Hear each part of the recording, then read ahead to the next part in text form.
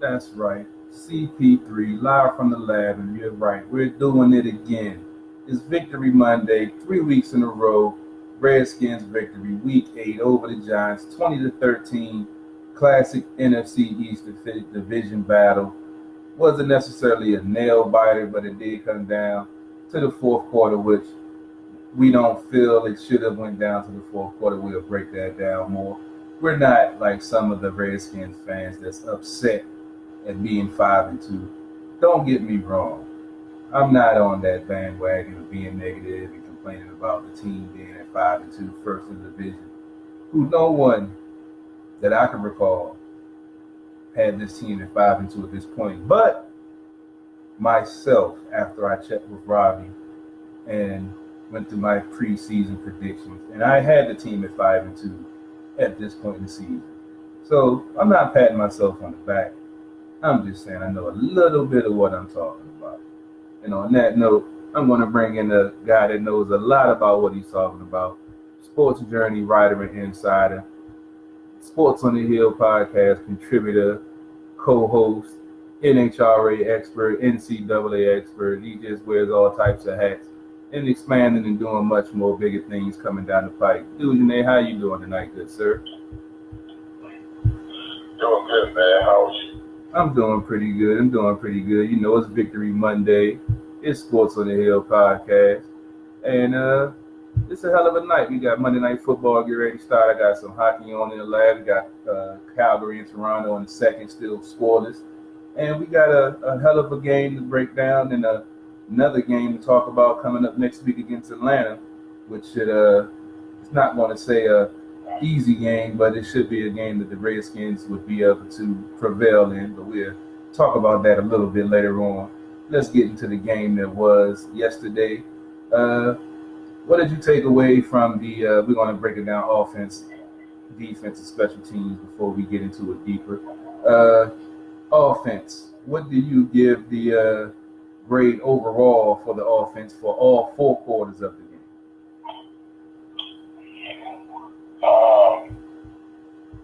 Probably a C plus. I mean, gotta give them credit.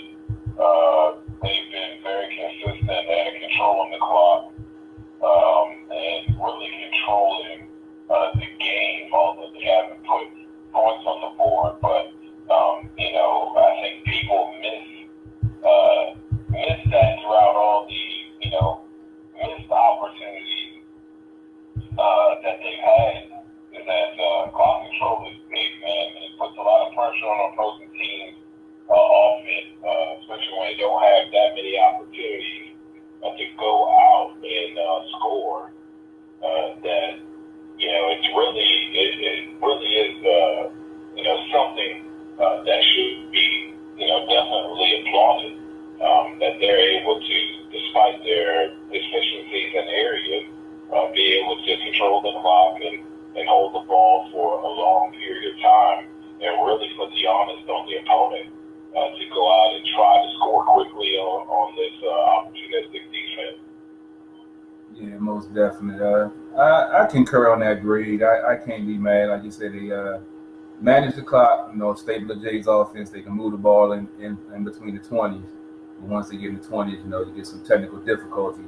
But as I said yesterday on the post game, some of the plays I didn't agree with, but they were open. They didn't execute on some of them and didn't complete the passes that were there. For the most part, I would like to see, a more consistent running game. He got away from it a little bit in the second and the third.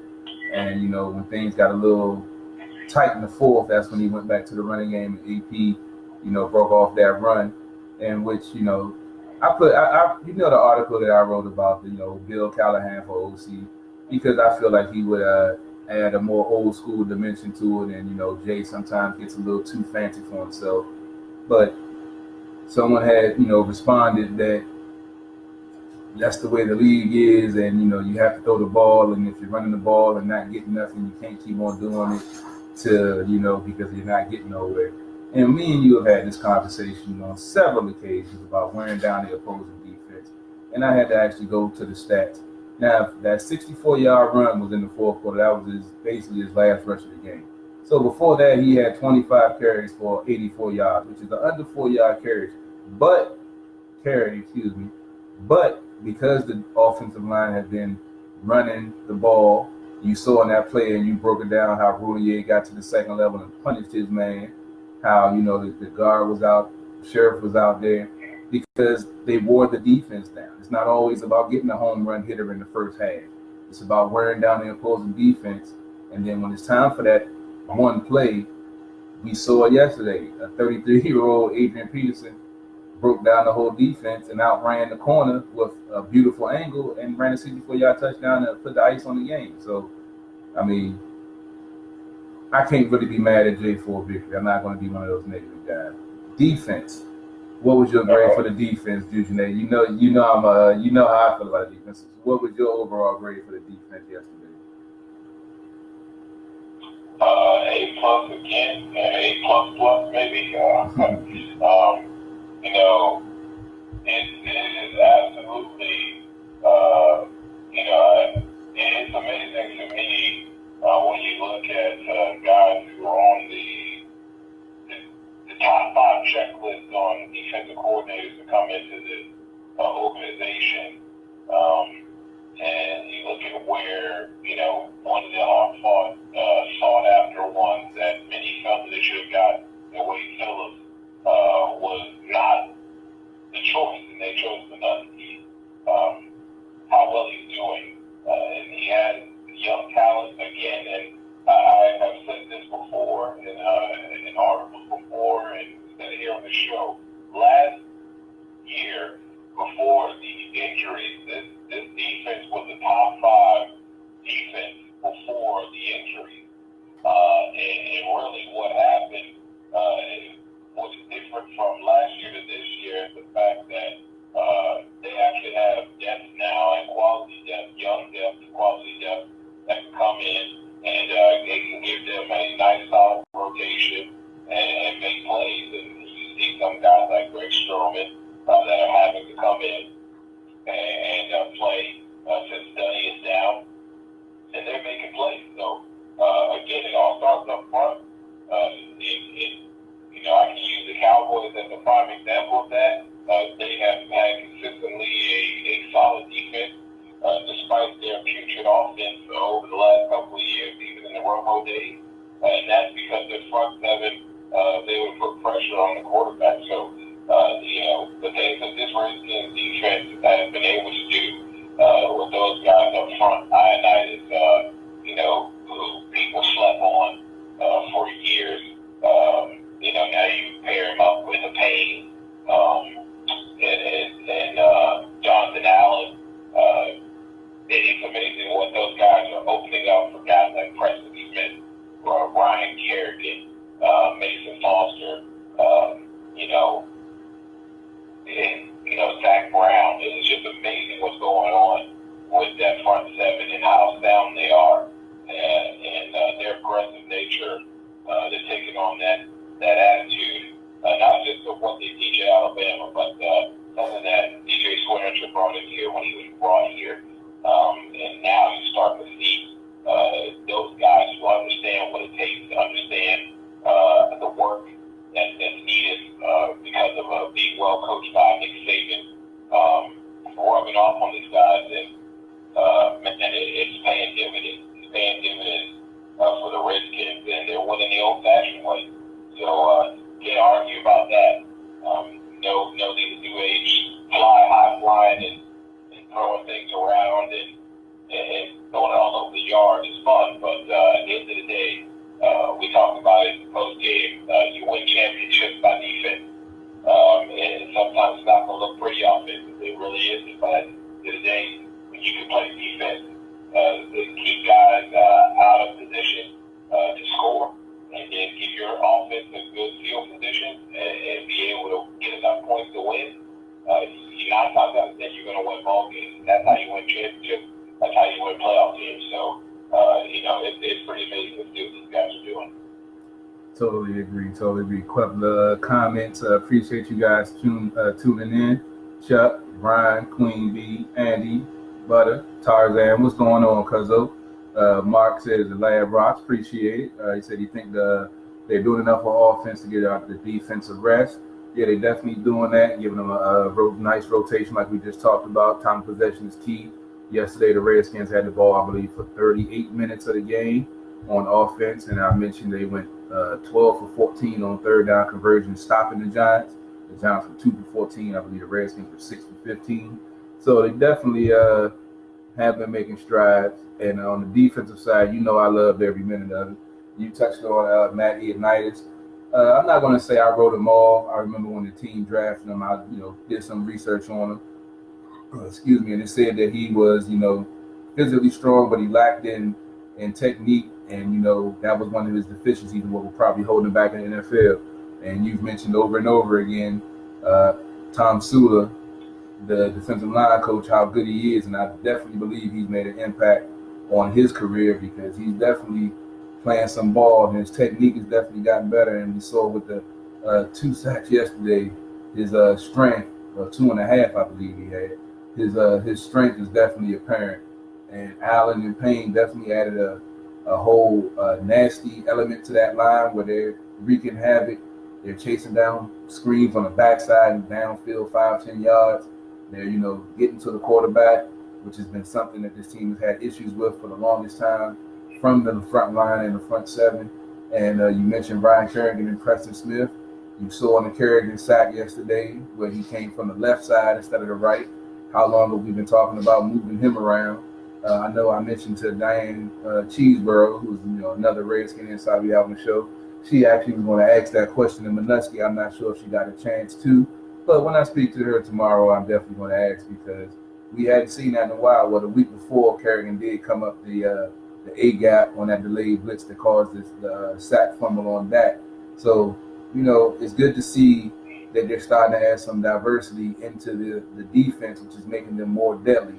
Just like we saw with the offense the week before when Jay was using the pistol, the zone read, and even on the first touchdown drive, you saw all of those things in that drive, but then for some reason he didn't go back to it again in the game. I don't know why, but I'm glad Minuski doesn't do that because he knows what works. And if it's causing havoc on the offense, then it's always a win-win because we spoke about the defense being able to dictate the offense instead of the Redskins defense always having to worry about the offense. Now the offense is having to worry about the defense making plays instead of the defense worrying about the offense making plays, and that's causing a lot more issues and why the Redskins defense is playing as well as it's been playing. Now, we alluded to the special teams last week because we said that nobody speaks about them, but we alluded to Tressway yesterday. What grade did you give the special teams? We can give Tressway another shout out for his another stellar performance and taking one for the team for first down late in that game yesterday. A plus. The guy has been phenomenal, and this is what good special teams do, ladies and gentlemen. When you can play good defense, and that's a huge part why this team's able to win because they're not giving teams great field position, and at times, Washington is having to, get the ball inside the 10 to 15, and not able to put together a drive, and they end up punting from their 25 to the 30, and Trust is pinning them down inside the 20, 15, sometimes the 10. So those are huge, and it, nothing like a defense going out there and having the goal line to their back and knowing that, that offense has a little pressure on them to not give up any sacks, to not give up lost yardage because they're already head back. So that helps out a lot. When a team's got to go long distance, you have a defense like the Redskins have, that takes them a little while. And again, with the Redskins offense being able to take time off the clock, it gives them very little time to be able to score. So those things are all important, and special teams has been A+, and it really has done an excellent job. Got them up the bounce back of Hopkins as well, missing the field goals early and coming back and getting the doink goal that I like to call it.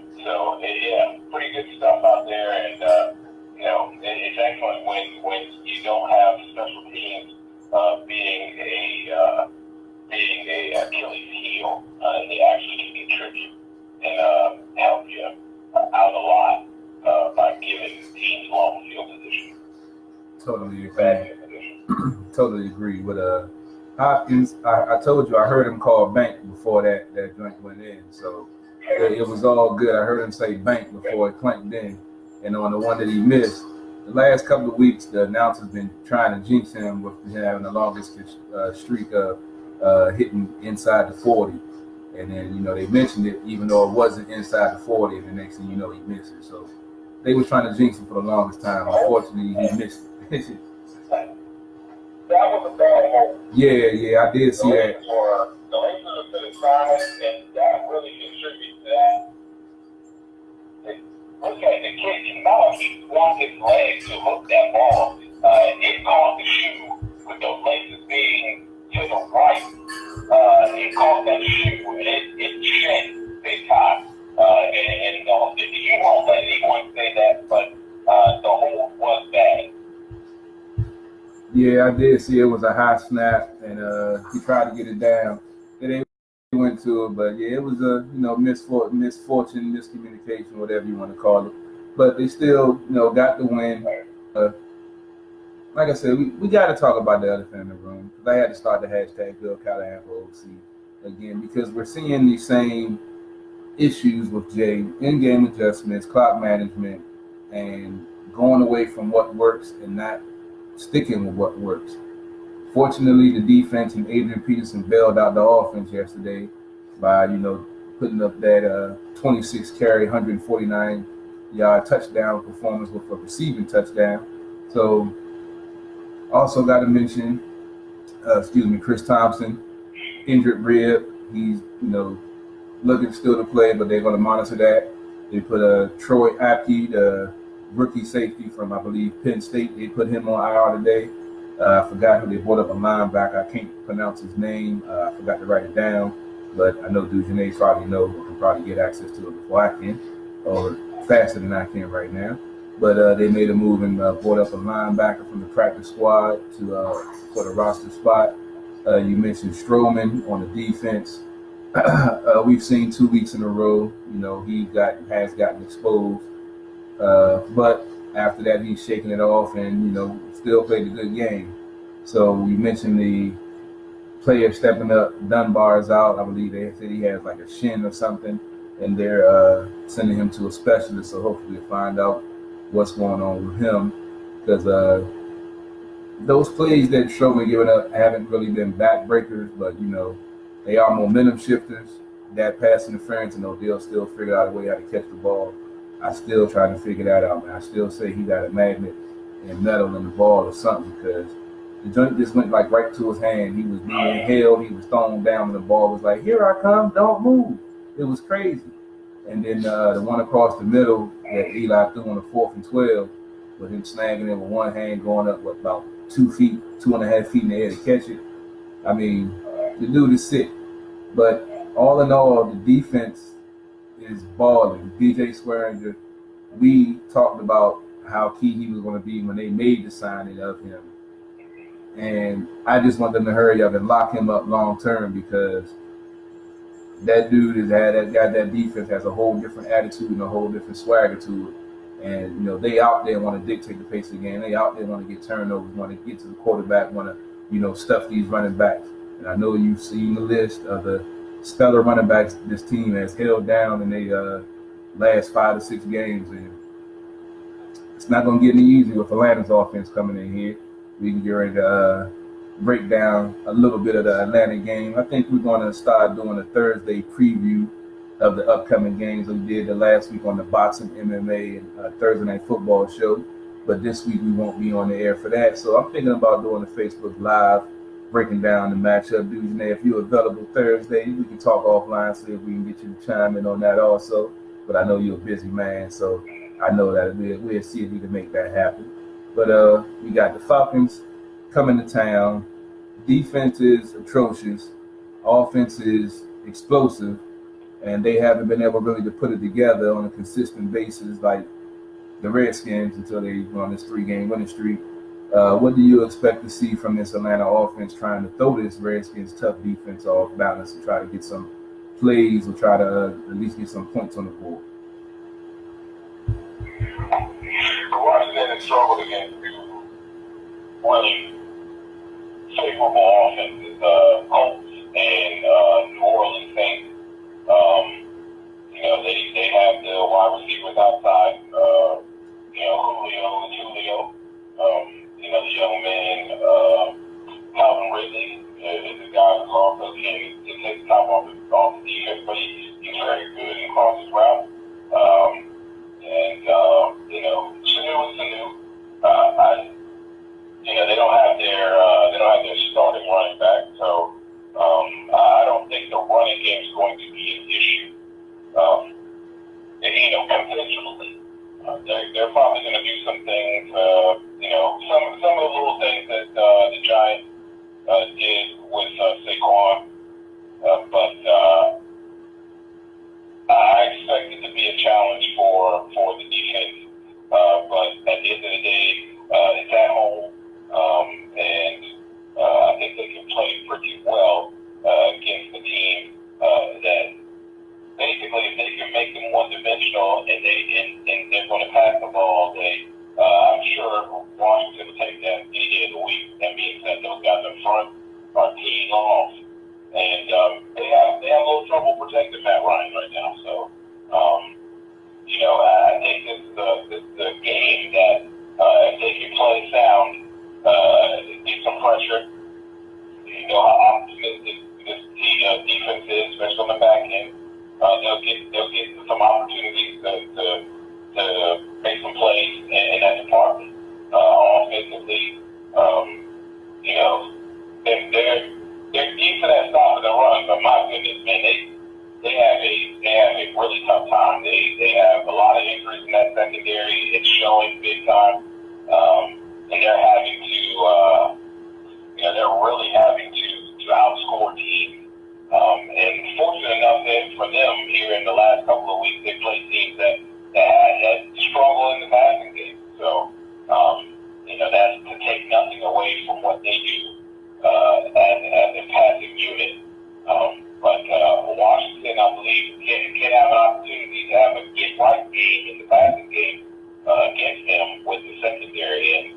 And I'll allude to the fact that they have struggled in the passing game, but when you look at the tape and you look at the tape again, and you see some of those plays, you understand exactly what Jimmy is seeing. And on a couple of those, they were just drop balls. When you look at Vernon Davis drop one, you had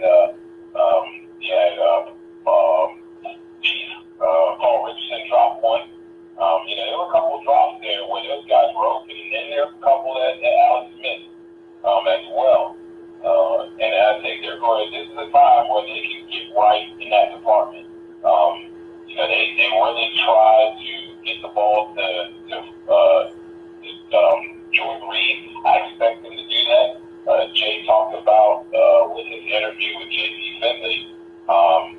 He talked about the fact that he wants to try to get Doc in the football more, and they've been trying to do that. But they had mistakes. They had offside penalties and other little things creep up to where those plays were dialed up, but they had to go to something else. So, Doc has been playing exceptionally well, and if they can get those opportunities and connect on those opportunities, I think you're going to see some things open up. And I know there's a frustration with the red zone. And don't forget, though, that they faced some teams, and that's including the Giants team. Giants were, I believe, if I remember correctly, definitely top 5, probably top 4 in red zone efficiency. They didn't allow too many touchdowns. I think it was like 1.2. And they're no slouch in the red zone. They don't allow too many touchdowns over the season, despite how atrocious their offense is. So they faced some teams that was the same way. They faced some teams with some tough red zone defenses. That's not forgetting they missed some plays as well in that red zone. But overall, I think the Redskins have a really good opportunity, especially being at home. And again, a defense that is struggling on every level, but especially in the passing game. And physical as this offensive line is, along with the physical nature of Adrian Peterson, to wear those guys down, keep those guys, slowing and worrying about the run. And it'll open some things up for guys like Jordan Reed, Dawson, and hopefully Paul Richardson as well. I'd like to see Mo Harris get involved also, but I think they'll have a pretty decent day. It could be a game where they can get right and start to keep that ball rolling in the passing game. Totally agree. Quick scoring update. The New England Buffalo game has started. This is the second possession for New England. They're moving the ball pretty well. They're on Buffalo's 30 right now, 1st and 10, moving, trying to get their first score of the game. Still got Calgary and Toronto tied at 0. Second period is winding down. They had about 5 minutes left in the period. Atlanta's offense, I expect to see a lot of screens.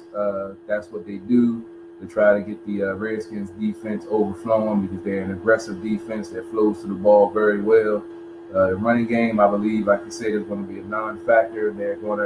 I think they're going to try to go with a quick pace offense, trying to wear down the Redskins and try to, use the passing game. I believe the Redskins are ranked like 12th or 13th in the league in passing, so it makes more sense to try to pass and try to run with the Bama boys up front.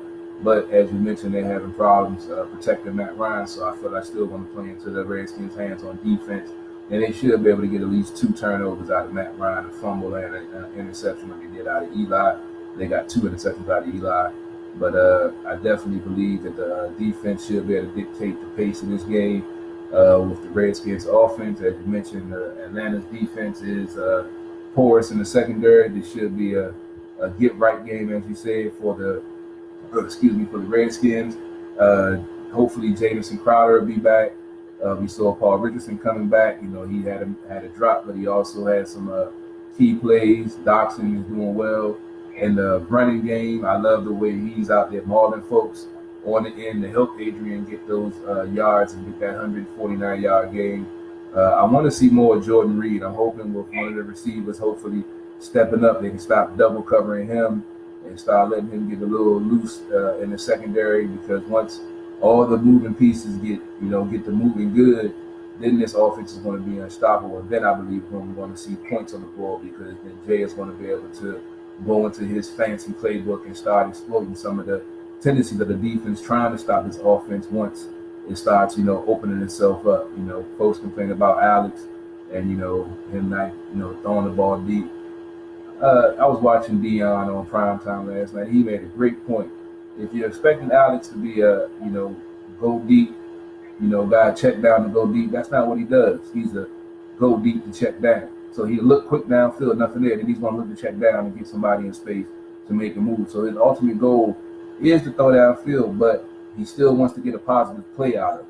So if you lock in on a man too long downfield, something else is going to get bottled up underneath, and in the cornerback has coverage. You don't have 5-6 seconds to sit back there in the pocket, because the defense is going to get to you. So just appreciate what he does. He doesn't turn the ball over. He's a game manager, and he puts the team in a position to win. We saw yesterday in the New Orleans, Minnesota game, which Mike alluded to earlier, Captain Kirk did his normal thing. 2 turnovers, a pick 6, and a fumble. What can you say? I'll let y'all talk about that. That's what's in play. Yeah, well, let me get to some of these comments real quick. Backing up a little bit. Mark was talking about the 3 tight end set in the red zone. Yes, we know how we love that set, and we saw how effective that set is. I guess Don was talking about the drop, saying he can stick them on the gloves. Some of them do, and the sad part is they still drop the ball in the NFL. That's crazy. Mark said you mentioned Mohamed Sanu. I remember him when he was in Cincinnati. He gave the Redskins issues when we went against Cincinnati. Don was saying the D has been amazing. Yes, it has. I'm a defensive guy, so I love that all the time. She's still chiming in about the refs up. Yeah, we know. Nothing we can really do about it. They get paid, and they screw up.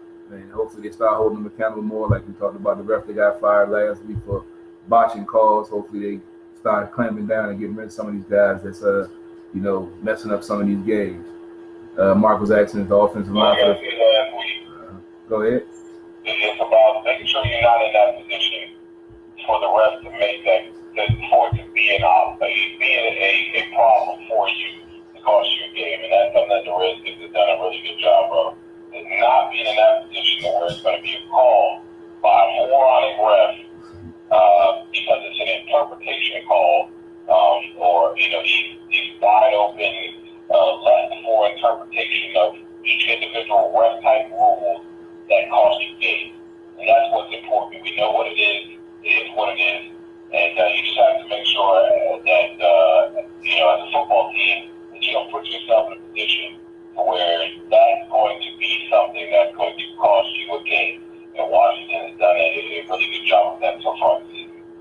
Totally agree. That's why we said yesterday, those 3 games that last year they probably would have found a way to lose, but this year they found a way to win. Absolutely.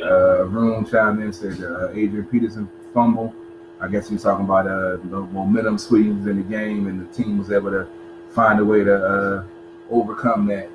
Looked like the Patriots are trying to score 3rd and goal. They're at the 7-yard line, shotgun formation, 3 wide, 2 wide receiver, 1 running back, and Gronk in the slot, 2 tight end, and he goes to Gronk. Almost an interception. Look like they're going for the field goal. So Buffalo's playing tough. The first 2 possessions, they got him to punt 3 and out the first time. They hold him to a field goal this time, but their offense is some garbage. So that's still like 7 to them. Let's see. Mark says, "He's glad we can move the chains, keep drives alive. We hope he gets better." Yeah, that's all we can do, Mark. That's exactly what we said. That's all we can do. Absolutely. All right, let's see. We got the Falcons coming. I'll give you a really good nugget. All right. From yesterday. And it's something that Redskins fans should be extremely proud of. Washington gave up that touchdown at the end of the game. And to most, and even myself, it's like, who cares? It's garbage time. No one gives a crap. The game was over. Not the defensive guys, though. Josh Norman was absolutely beside himself when he came off the field. Was very disappointed that he gave up that touchdown and said it was unacceptable.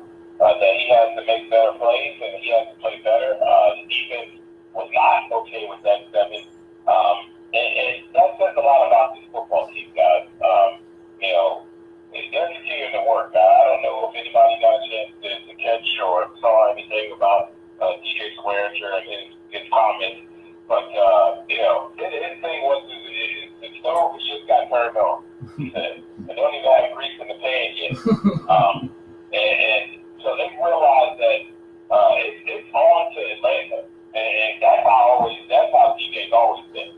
Guys like reviewing film on boy back on the playground, but this whole team is starting to pick up that mentality now, especially after the Saints game. That we gotta win, but we haven't done anything yet, and it's on to the next game. It's been preached about. You heard me talk about it. You heard all of our other guys talk about that business-like mentality that was going on in training camp. Well, now you're starting to see it. It took a kick, a swift kick in the old ball sack by the New Orleans Saints to kind of really get everyone else on board. But you see it now. And again, don't underestimate the power of guys like DJ Swearinger and having guys on your football team like Payne, Allen, even Sean Dion Hamilton, guys who've been a part of that Alabama program, and those guys are not used to losing, and they don't accept it well. It's rubbing off on this team, so that's something to hang your hat on. I think other people saw it too after the Adrian Peterson fumble. He was not happy, and I kind of expected that his response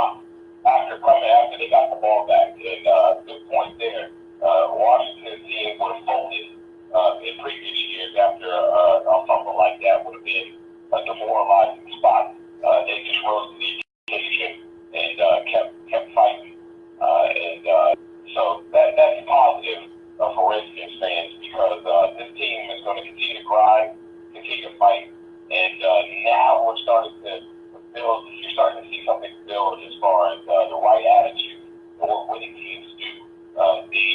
DJ said they beat the team that they were supposed to beat, and he's correct.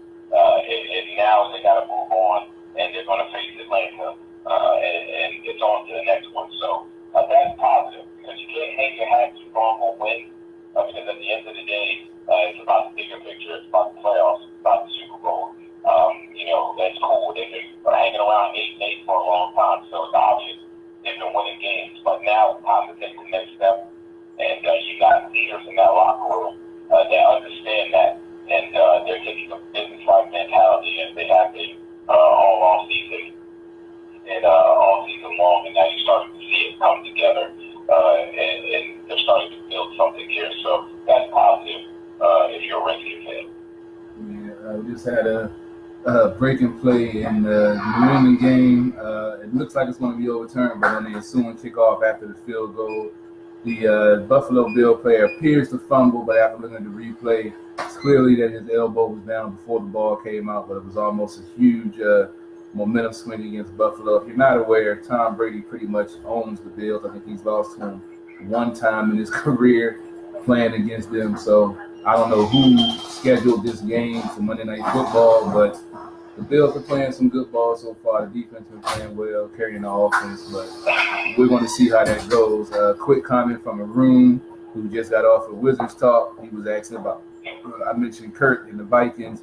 He asked about the interception. Was it on Kurt or on Diggs? Everyone is saying it was on Diggs, but he kind of wants to blame Cousins. Diggs stopped on the route.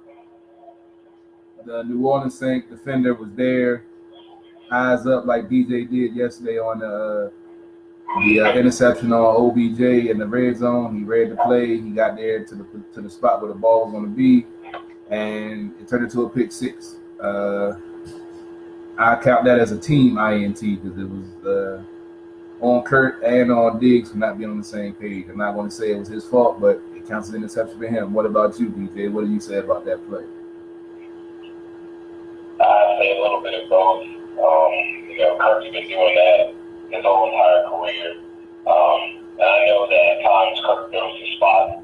And, again, they're in another situation, just like the Washington Redskins are a new quarterback. Receivers trying to learn their quarterback. And, you're going to have mistakes like that happen. We know how Kurt likes to sling it. And, at times, if they're not where they need to be and everybody's not on the same page, you're going to end up with interceptions. So, this is nothing new. Washington fans have seen this years and years and years. So, it's nothing new. But I do think it's all both. It's probably a little bit of both.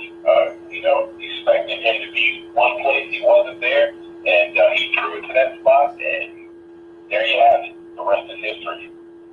Indeed. Don had a question about the refs. We was talking about the refs last night tonight. What he's basically saying is, no matter what, you're going to get bad calls, you're going to get missed calls. So you got to play as a team and play through it just like in any other sport, especially hockey and football, because you get a lot of stuff going on. You only have four officials on the field to catch stuff. So stuff is going to get missed, but you shouldn't put yourself in a position where you got to worry about a call coming down to determine the game.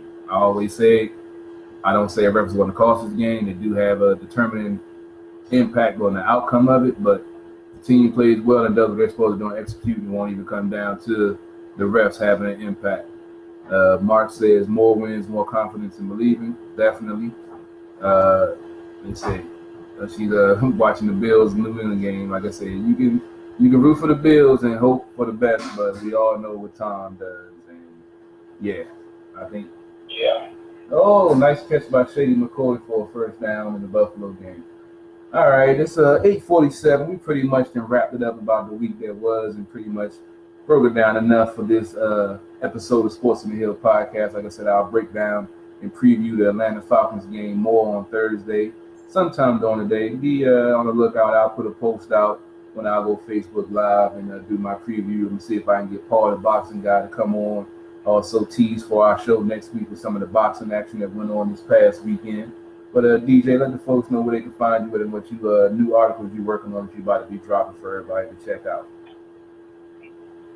SportsOTHP is where you can find the written work.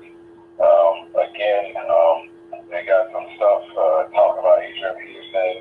New article just dropped right before I came on, talking about his physical style and why he was an impact player of the game, and how this benefits. And then we'll have an article talking about why it was a good win, and how this can carry throughout the season as they try to build a consistency, that they're looking to do and try to build something. All right, sounds good. For years to come. Sounds good. I meant to tell you, I got into a heated debate with a disgruntled Redskins fan over your last article on the team gaining some consistency. Now this dude, I'm not even gonna give him credit or put his name out there because he ain't worth it. But it was in one of the many Redskins group that I'm in. And this guy was trying to argue me down about your article, saying that it was a mediocre win and if they didn't miss the field goal, it would have been, when it went to overtime, it would have been a loss and all of this and that. And I said, if you read the headline, it says gaining a level of consistency. We're not saying one game makes consistency, but 3 games is a trend. If they can get on the roll, beat Atlanta, then yes, then you're looking at consistency. But it's amazing how resistant Redskins fans are to success. It's crazy how they want to nitpick and dissect any and everything. Listen, people, this game is not about perfection. It's about execution. It's about strategy. It's about playing well as a unit and a team. It's not about being perfect and making a perfect play and doing everything right, because it's not going to happen. If you're expecting that to happen, put down the Madden joystick, because that's the only place it's going to happen. And you're still going to screw up because you want to hit the reset button when you start losing, because it's unrealistic to think you're going to have a perfect game. So people, pump your brakes, relax. The team is 5-2 of week 8. Only with this. See, then, if you look at the body of work over their first several games, despite the wins and losses, you have to see the level of consistency that they're building. Now, that level of consistency is now turned into win, because it is a full-time thing. They're doing it all game long. You have to look at when they play, what they're doing, how they're executing it, whether it's offense or defense. Let's talk and shop with people, but these are armchair quarterbacks with their steamed cheese doodle, t-shirts sitting in mama's basement trying to tell me, what I should and shouldn't, whether I'm right or wrong. It's just preposterous. You see the numbers. Look at the numbers. Look at where this team is at. Look at where this team is at amongst the top in the league, and tell me that they're not building a level of consistency here. Look at the numbers in the running game and tell me that isn't consistency through, these first 7-8 weeks. Like, I just, I don't have time to argue with people. I let those people just do what they do. And no disrespect, but, really, all you have to do is just take a look for a hot minute. And you're right. I cannot express, the level of irritation when it comes to people just trying to find the daggone thunderstorm on a sunny day. It's amazing to me that team's 5-2, and the folks rather complain instead of just enjoying where this team is at.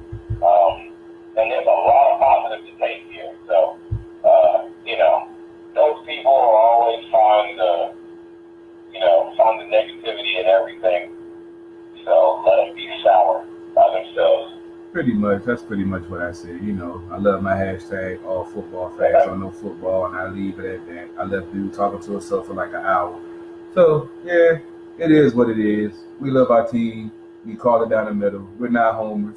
When they screw up, we talk about them. When they do good, we pat them on the back. And that's the way it's supposed to be. That's what real sports media does. We're not like certain stations, 106.7. They're still talking about RG3. That was 6 years ago. Why are you still talking about him? Why is he even in your vocabulary? He's in another team and then, playing in another division. Why are you talking about him? And yes, I'm calling y'all out because you're some garbage. And you didn't block me on social media. So I'm gonna send this video to your page and tag you in it because that's what I do from my other page. Because DC Sports Other Policies is what we do. And you guys don't belong on the air. And I'm not going to rest until I get y'all off the air because you don't belong in DC sports media. You believe in DC garbage is where you belong. And on that note, we're going to end it right there before I get a little bit more belligerent. I done finished my adult beverages, and I'm starting to feel a certain way tonight. But DujunneaB, as always, I appreciate your time, appreciate your insight and your knowledge.